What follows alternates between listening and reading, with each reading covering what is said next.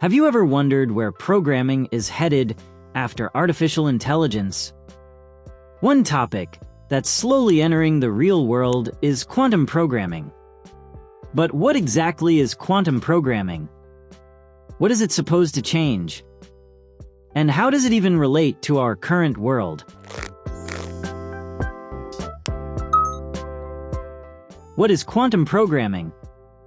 Quantum programming means writing code for computers that operate based on quantum mechanics, not traditional binary logic.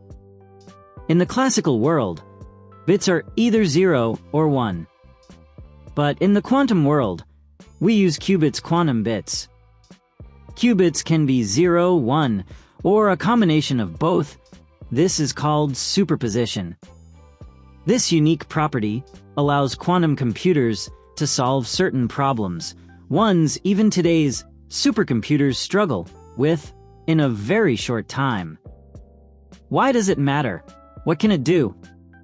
Imagine you have a highly complex encryption algorithm that would take classical computers years to break. A quantum computer might do it in seconds. Or think about simulating drug molecules, a process that's slow and often inaccurate on classical machines. Quantum computers can handle such simulations with far greater precision and in less time. What are quantum programming languages? Contrary to what you might think, there are programming languages designed specifically for quantum development. Qiskit, developed by IBM, one of the most popular frameworks for writing and testing quantum code on simulators or real quantum hardware. Cirq, created by Google, focused on building quantum algorithms for their own quantum systems. Q#, Microsoft's dedicated language for quantum development. And even some general-purpose languages like Python support quantum coding through packages like Qiskit. Where do we stand right now? The key point is that quantum computers are still in their early stages. We're not at the point where you can have a quantum computer at home. But companies like IBM, Google, and Microsoft are investing heavily and releasing more powerful versions each year.